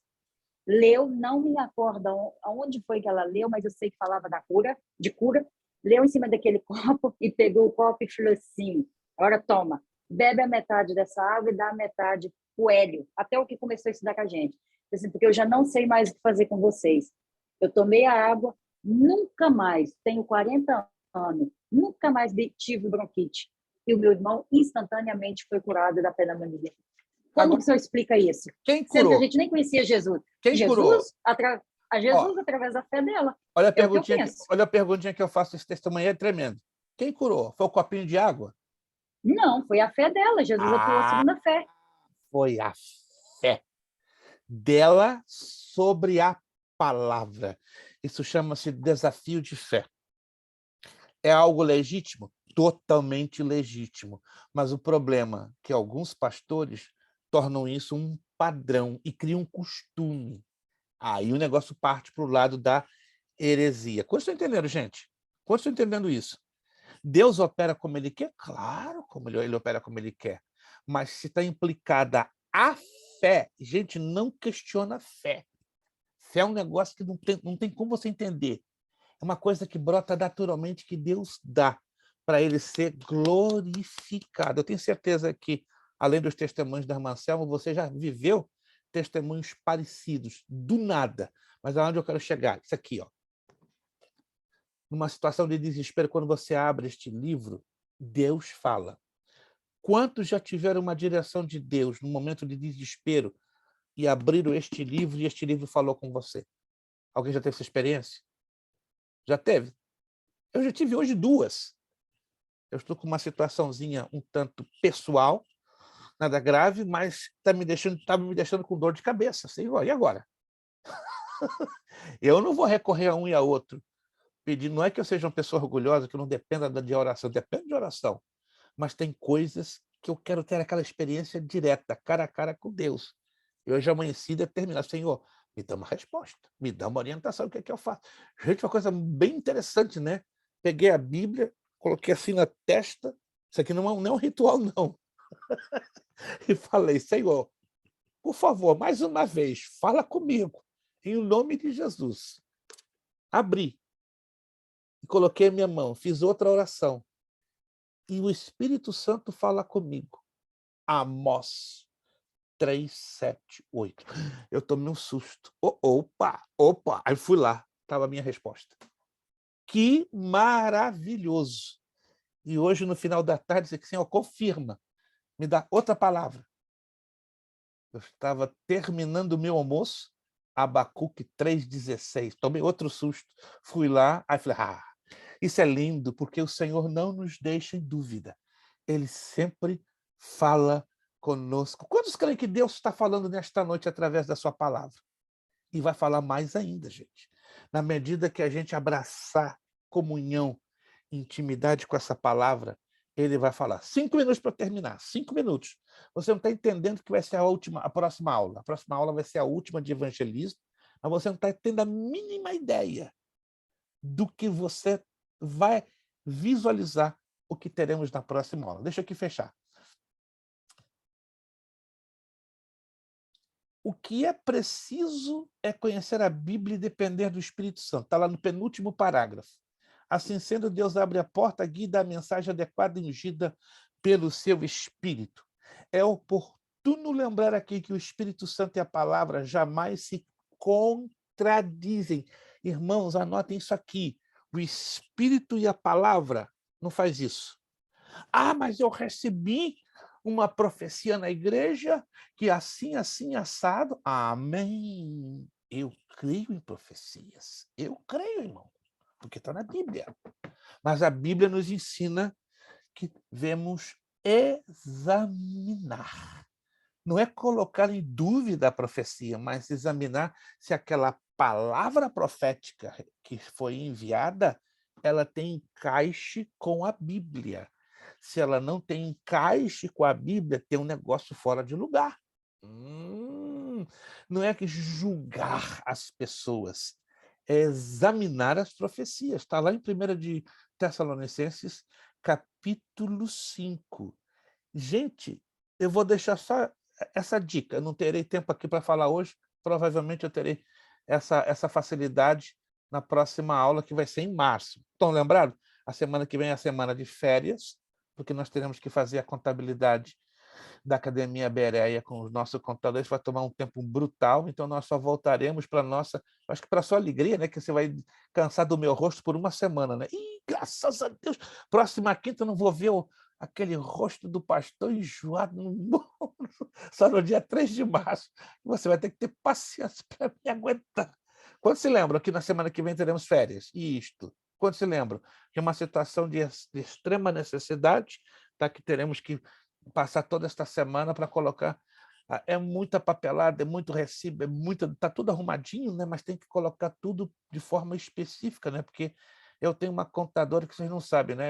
Eu acho que ela deve ser prima de algum anjo no céu. Pensa uma pessoa sistemática e chata, mas é bênção de Deus, porque ela não quer ter problema, que eu tenha problemas na declaração de impostos da nossa escola. Então, nós vamos estar fazendo toda essa contadoria na próxima semana. Essa é a razão que tive que pedir essa semana de férias, mas no dia 3 de março nós estaremos voltando, né, com carga total, e você, então, vai ver à luz das Escrituras a importância que a palavra de Deus tem nas nossas vidas. Isso eu vou deixar aqui uma dica. A primeira carta de Paulo aos Coríntios, capítulo 14. Anote aí. Primeira carta de Paulo aos Coríntios, capítulo 14. Capítulo 14. Ali é o manual de funcionamento do dom de profecia, do dom de línguas e do dom de interpretação de línguas. Vou repetir. Primeira carta de Paulo aos Coríntios, todo o capítulo 14, tem 40 versículos. Ali você vai encontrar como funciona o dom de profecia. Como funciona o dom de línguas. E como funciona o dom de interpretação de línguas. Não se assuste. Mais de 50% dos crentes não conhecem esse capítulo 14. Acredite se quiser. Não conhecem. Nem sabem como funciona os 3 dons que eu acabei de mencionar. Profecia, línguas e interpretação de línguas. Por isso que eu estou falando a vocês. Eu creio em profecia, creio e sempre crerei, desde que esteja encaixadinho no manual chamado Primeira Carta de Paulo aos Coríntios, capítulo 14. 14. Anotaram? Nós vamos falar um pouquinho disso na próxima aula. Deixa eu fechar aqui. Quem se julga espiritual deve conhecer e amar a Bíblia, e quem seguir a Bíblia deve andar segundo o Espírito. A razão por que muitos crentes chamados espirituais são cheios de meninices, escandalosos e extremistas. É porque não estudam a palavra, conduz ao fanatismo. Conhecer a palavra e não ter o Espírito conduz ao fanatismo. Se você deseja que o Espírito Santo lhe use, inclusive na obra de ganhar almas, procure ter o instrumento que ela emprega, a palavra de Deus. O maior incentivo à santidade não é preceitos, mas sim exemplos, especialmente o exemplo daquele com o qual nos associamos intimamente.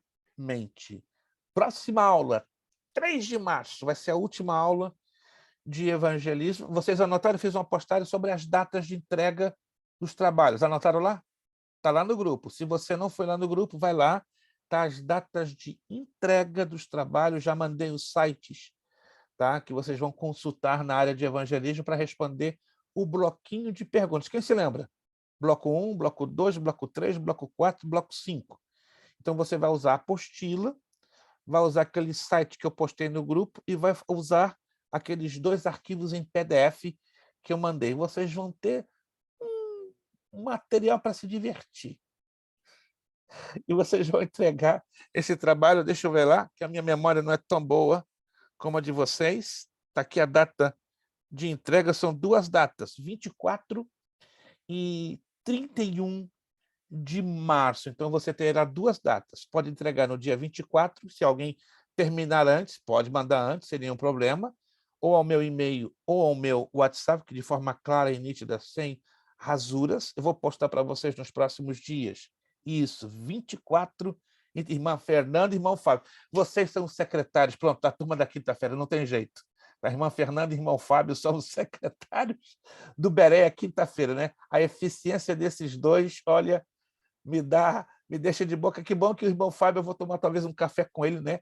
Eu vou em Massachusetts em março, eu vou chamá-lo já para tomar um café, vou pegar um pouquinho da unção do irmão Fábio. E a irmã Fernanda com a irmã Maria Almeida estão para aparecer aqui na nossa casa, então eu vou receber a unção dessas duas aqui. Quem sabe eu vou ser eficiente secretário como a irmã Fernanda assim o é. Obrigado, irmã Fernanda, pelo seu grande apoio, irmão Fábio.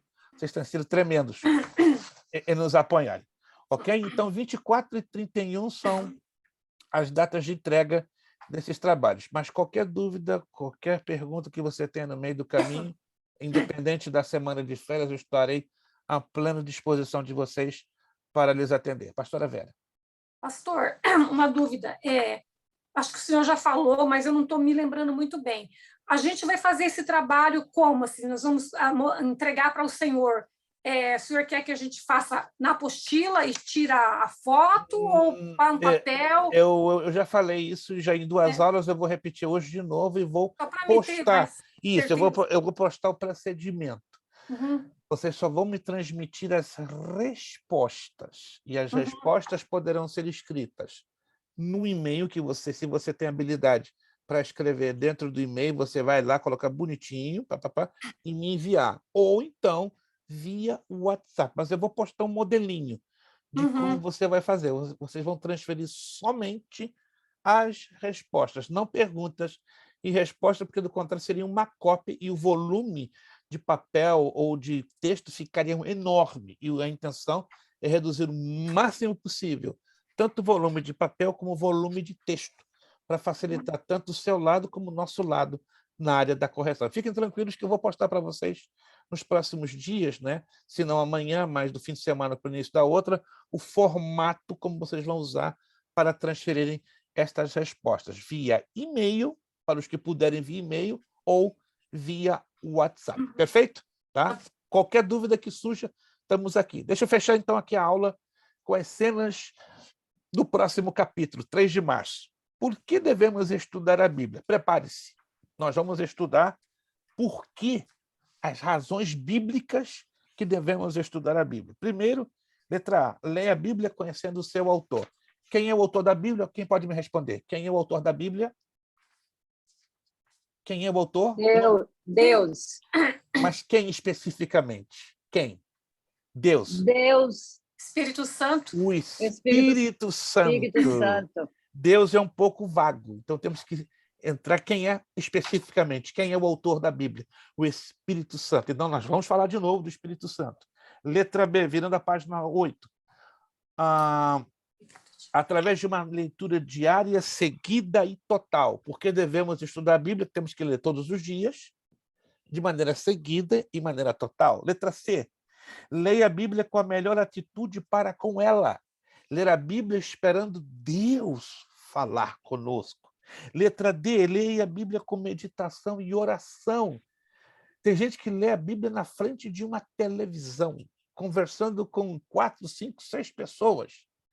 Não, essa não é atitude. Tem que ser com meditação, oração. Vai para o seu quarto, fecha lá, fica quietinho. Fique falando com o Papai do Céu, o Espírito Santo, meditando e orando, que ele vai falar com você. Letra E, aplica a leitura da Bíblia primeiro a ti mesmo. Nós queremos ensinar muito a Bíblia, pregar muito, mas não queremos ensinar e pregar primeiro para nós. Então, a primeira aplicação é aqui, ó, e depois para o lado de fora. Letra F, leia a Bíblia toda. Alô, quem já pôde ler a Bíblia toda uma única vez até o momento? Quem já pôde? Quem já pôde? Maravilha, alguns ainda não leram a Bíblia toda, mas eu vou passar para vocês, vou postar para vocês nessa semana de férias, não me custa nada, planos de leitura bíblica de 6, 9 e 12 meses. Os 2 melhores são de 9 e de 12 meses, porque você tem um melhor aproveitamento. O de 6 é bom, mas é muito rápido e você não consegue reter muita coisa. Então, os melhores planos de leitura diários da Bíblia são de 9 e 12 meses. Fique tranquilos que na semana de férias, vou estar postando em PDF ou em JPEG, formato de foto, aí você transfere, imprime e começa a seguir. É muito interessante. No plano de 9 meses, se pode ler até quase 2 vezes a Bíblia. No plano de 6, você lê perfeitamente 2 vezes por ano a Bíblia. É uma recomendação recomendável para um aluno de escola teológica, pelo menos, ler a Bíblia uma vez ao ano. Pelo menos. Alguns conseguem 2 vezes, mas se você fizer um propósito com Deus para ler de Gênesis ao Apocalipse durante 365 dias no ano, maravilha. Eu quero terminar com um testemunho de 2 minutos. Um dos meus mentores, ele é um pastor uruguaio que hoje tem 104 anos de idade, vive em Montevidéu, pastor Juan Carlos Estigarribia. Foi o meu primeiro mentor, um homem que cuidou da minha vida espiritual ministerial, e hoje ele tem 104 anos de idade. Vive em Montevidéu, Uruguai, ele é uruguaio. Conversando com ele no domingo passado, eu fui às lágrimas. Eu não sabia disso, eu conheço ele há 52 anos, desde os meus 10 anos de idade. Pastor Juan, eu fiz uma perguntinha um pouco... Ele não gosta de responder, e ele já me resistiu a responder essa pergunta 3 vezes. E eu, na 4ª vez, fui lá na veia dele. A gente sempre conversa por videoconferência, como estou conversando com vocês. Quantas vezes o senhor já leu a Bíblia, pastor Juan? Nunca a gente se conhece há 52 anos, está em um mistério. Pastor, não me permita eu morrer antes do senhor, sem saber quantas vezes o senhor já leu a Bíblia. Ele é muito modesto, pequenininho, parece um anãozinho. Ficou assim quieto, cabeça baixa. Eu vou falar só para você, menino. Me chama de menino. Pois não, pastor, estou lhe ouvindo. Quantas vezes? Deus tem misericórdia de mim. Ainda sou um burro, um ignorante. Pastor, solta o mistério. Quantas vezes o senhor já leu a Bíblia? Ninguém está ouvindo. Minha esposa estava no cantinho, curiosa toda a vida, né? Esposa é curiosa. 897 vezes em 84 anos de vida. Eu fiz, pastor, e não tenho mais esperança. Eu não tenho mais esperança. Irmãos, o que é uma pessoa em mais de 70 anos ter lido a Bíblia 897 vezes? E eu termino dizendo, ele nunca abre a Bíblia para falar um versículo, que é o mais assustador. Ele tem de memória quase toda a Bíblia em espanhol e em português. que eu me lembro, ele só abriu, que eu conheço, eu só vi ele abrir a Bíblia 2 vezes. Porque eram textos enormes, mas nunca vi aquele homem falar um texto bíblico olhando para a Bíblia, folheando. O que isso quer dizer? Que ele é um ET? Que ele é um superdotado? Não, é uma pessoa normal, igual a mim e a você. Só que esse homem tem uma paixão pela Bíblia que, olha, eu não conheço em nenhum ser humano. Que Deus me ajude a ter essa paixão, que nos últimos 52 anos eu acho que eu ainda não estou suficientemente apaixonado. Amém. Irmã Fernanda, tem algo a dizer para nós concluirmos? Gente, minha pergunta, essa aula valeu alguma coisinha? Valeu alguma coisinha? Se valeu isso aqui, ó, a glória, a honra, damos ao Senhor nosso Deus. Vou ficar com saudade de vocês. Eu não sei se vocês vão ficar com saudade de mim, mas eu vou ficar. Quando chegar na quinta-feira que vem, eu tenho que manter meu computador fechado para não bater e abrir e chamar vocês. Aí vai ser uma coisa de doido, né? O que é isso? O pastor deu uma de doido, né? Eu não posso fazer. Já fez isso uma vez, uma coisa muito estranha. Pastor, hoje é férias. Ih, rapaz, desculpa. O hábito é tão grande, a saudade que eu tenho de você é tão grande, que fui motivado a abrir o meu laptop, mas eu vou até esconder meu laptop na quinta-feira para não cair nesse problema. Vamos agradecer ao Senhor. Deus é bom, tá? E a sua misericórdia dura para todos sempre. Vamos pedir nossa pastora Vera Scalzo vai estar nos despedindo em oração. Muito obrigado, irmã Maria Almeida, irmã Maria das Neves. Fiquei muito feliz que a senhora recebeu já a sua bênção, né? Mas que a direção certa era para o endereço da irmã Maria Almeida, né? O seu endereço, o negócio não funcionou, mas depois a gente vai conversar direitinho, né? Porque não está funcionando do seu lado e só está funcionando do lado dela. Obrigado, irmão Fábio, pela sua presença, participação. Casal 60, Isabelle e Alan, né? Esperando vocês, né? Para fazermos aquele almoço caprichado, né? Minha esposa quer fazer um estrogonofe caprichado para vocês, né? Eu estava conversando com ela hoje, mas me avisa que eu vou deixar eles tortos, vão sair daqui tortinho, né? Fazer manjar, pudim, vocês vão ficar doentes, né? Bom, a irmã Fernanda e a irmã Maria de Almeida vão vir aqui, né? E elas me avisando com antecedência, vai ser perigoso. Elas vão entrar, mas não sei se elas vão sair. Vão sair pesadas. Pastora Vera, obrigado, Deus abençoe, né? Missionária Fernanda, obrigado pelo seu apoio. Irmã Cássia, Deus abençoe. Irmã Selma, a vitória é sua no poderoso nome de Jesus. Logo, logo, ela vai estar no seu apartamento, na sua casinha. Irmã Viviane, apesar que a irmã está lá no manto, no mistério, obrigado pelo esforço que a senhora teve em aparecer. A irmã Viviane teve algumas situaçõezinhas, mas está aí, fazendo um esforço tremendo. E daqui a pouquinho, já vai, em 2 horas, a nossa aula já vai estar sendo postada. Pastora Vera, então, com a palavra de oração e de agradecimento, e voltamos no dia 3 de março. Não esqueçam, gente. Já agradecemos também a você que fez o pagamento pelo mês de fevereiro. Muito obrigado.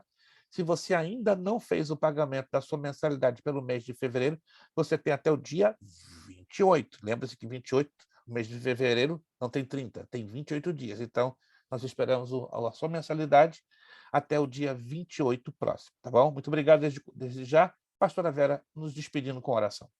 Amém. Senhor nosso Deus, nós te agradecemos, ó Deus, por mais essa aula que nós tivemos hoje, Senhor. Ó Deus, muito obrigado, Senhor Jesus, pelo que nós estamos aprendendo, Aleluia. que não existe nada mais importante do que a tua preciosa palavra. Aleluia. Não existe nada mais importante, Senhor, do que nós, ó Pai, fazermos missões, evangelismo. É uma matéria muito profunda, e nós temos aprendido com tanto amor no meu coração, Senhor, queima Aleluia. forte por missões, por evangelismo. Eu creio que todos nós somos chamados para evangelizar, porque o Senhor nos chamou e Glória disse a para Deus. nós sermos testemunhas, ó Pai. Nós somos suas testemunhas na terra, então nós devemos pregar o teu evangelho. A tua palavra fala que é para Glória nós a Deus. pregarmos o evangelho, e nós estamos aqui nos preparando para poder cumprir, Senhor, o ID do Senhor, aprendendo, meu Pai, a Deus, a manejar bem a palavra. Continua nos ensinando, ó Pai, continua falando conosco em cada aula que nós temos aprendido, tem sido tão Aleluia. maravilhoso para nós. nos despede na tua paz, nos dá uma semana, Senhor Jesus, agora que vai, na semana que vem, que vai chegar, ó Pai, de muito, ó Pai, de paz, de tranquilidade, que o Senhor abençoe cada irmão, cada, ó Pai, pessoas que estão fazendo essa aula, abençoe também o pastor Luiz Prestes, a sua esposa, a sua família, e continua cuidando de nós, nos livrando de todo mal. Ó Pai, os dias são difíceis, mas nós cremos que o Senhor nos livra de todo mal. Ó Pai, nos guarda de toda enfermidade, de todo acidente, de toda cilada, de toda artimanha do diabo nas nossas vidas. Nos conserva firme na fé. E, Pai, que nós possamos, ó Deus, estar estudando, nos dá sabedoria, nos dá entendimento, nos dá disciplina para continuar estudando a tua santa e maravilhosa palavra. Nós te agradecemos por tudo e pedimos ao Senhor, nos despeça em paz, no nome de Jesus. Amém. Amém. Não vem embora correndo, não. Nosso lema: seriedade. Seriedade. Compromisso. Compromisso. Disciplina. Disciplina. Seriedade. Seriedade. Compromisso. Compromisso. Disciplina. Disciplina. Seriedade. Seriedade. Compromisso. Compromisso. Disciplina. Disciplina. É necessário que ele cresça e eu diminua. É necessário que ele cresça e eu diminua. É necessário que ele cresça, mas esse aqui, ó, eu diminua. A Deus damos o quê? A honra, a glória e o poder. Deus os abençoe. Ótima quinta-feira, ótimo fim de semana, uma ótima semana que vem. E dia 3 de março, se Jesus não voltar, estamos aqui agarradinhos, em nome de Jesus. Muito obrigado. Em nome de Jesus. Deus os abençoe. Bom descanso. Abençoe a todos, em nome de Jesus. Paz do Senhor. Obrigado. Paz, Senhor.